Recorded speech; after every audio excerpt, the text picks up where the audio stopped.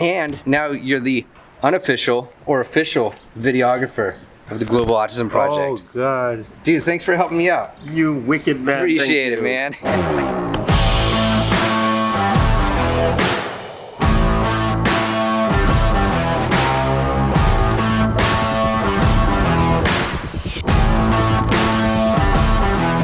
If you had the opportunity, could you raise $5,000 to travel the world and share behavior analysis? Today, that's our task.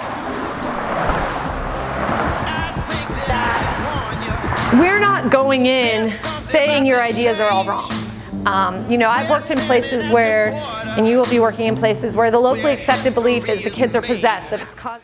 Today we're back with the Global Autism Project. Molly, who I met in Kenya when we were talking with Pooja, the one that runs the center in Kaizora, Kenya. Yeah, that. I am now here 3 months later, so we can talk about what's it like trying to disseminate internationally, bringing behavior analysis and working with the communities, the locals, building sustainability, not those quick presentations. We're talking about real sustainable dissemination. Let's go.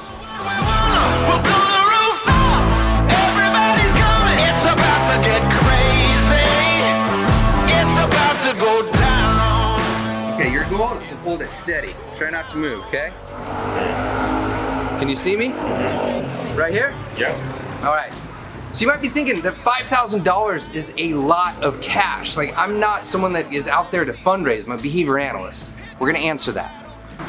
What's up here? What's going on, you know? No, second floor. We're keeping the banner here so they at least know. Okay.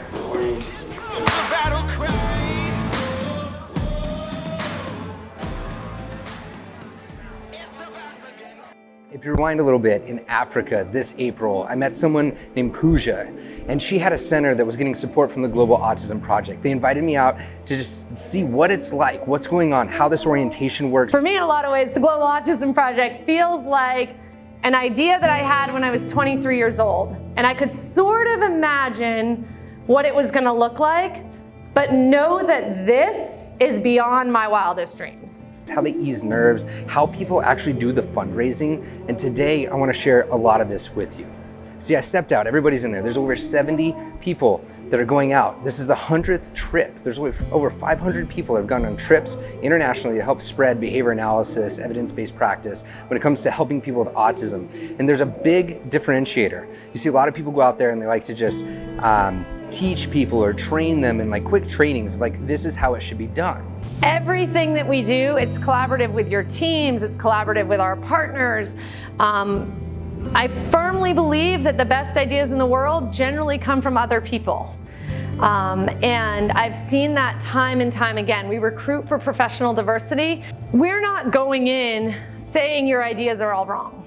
I've worked in places where, and you will be working in places where the locally accepted belief is the kids are possessed, that it's caused by bad karma. The list kind of goes on, right? And our approach is never to say you're wrong. Tell me more about that. I want to learn more about that. We talked about in the UK, how people would come over and say, oh, nope, you're doing it incorrectly, this is what you need to do. But there's never that sustainability piece, working with people, not for them, as GAP, the Global Autism Project, talks about. So that's what they're sharing here. It's a mission, vision, why they're doing this sort of work, connecting people. See, they purposely make sure that people are sitting with people that are going to different countries. You're connecting immediately.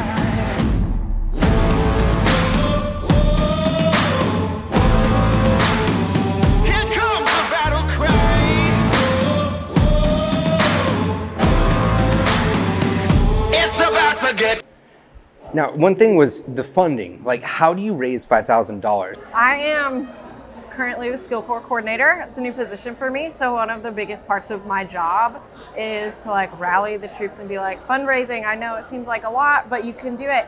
And I like to think about things broken down so that it's not as large of a number. If you take $5,000 and break it down into 2 months, that's about 60 days, that's $83 a day that you have to raise, and then you're golden. But my first trip, I was so nervous for all those things. I'm like, I've never left the country. People are questioning my motive. Like, why are you leaving? How are you gonna get that much money? What do you need that much money for? But you have to our whole thing of Skill Corps is out of your comfort zone, right? So as soon as you get out of there, it's okay. you just have to push yourself past that feeling. Like, make videos. My big thing was like going to local places where I hang out and just asking, like, is there anything I can do? Can you guys host a night here? And as soon as you start to ask, even if you get like 5 denials, like, okay, now you know what that feels like. Rejection, great, move past it. So I know it's like easier said than done, but just do the scary things and then they're not scary anymore. Like, I don't. Yeah. Anything else come to mind? And I think like sharing your why, like why you want to travel, why you think it's important, why you want to help the country that you're going to was really helpful for getting people to buy in for why I was traveling the first time. And also helped get more people donating and exciting about the movement too. So I think that helped a lot. When I interview people, one of the things I often tell people is that there have been over 300 of us now that have done this at least once. So if 300 people can do it, so can you, right? And what's cool is they actually have this program called 10 Days to 5K. I just learned about this.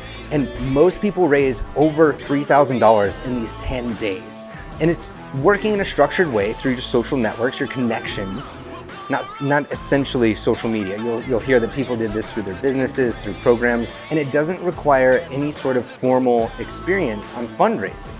It may seem like a lot of money, but at the end of the day, for the experience, once in a lifetime perhaps, as well as the experience you get to bring home, the perspective that you gain, and the people you get to meet, I don't know. I've been traveling quite a bit internationally. I get to do with some fantastic groups. This is one organization, one group that I want to sign up for. 2020, Molly, what do you think? Can we make this happen? Follow around, capture a few more centers, see the amazing work and share it with everybody out there. I hope you enjoyed this. Name, tell everyone what you do. My name is Alex Ellis. I'm a raised employee for Global Autism Project.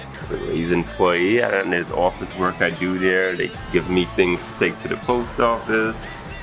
And now you're the unofficial or official videographer of the Global Autism Project. Oh, God. Dude, thanks for helping me out. You wicked man. Appreciate it, man.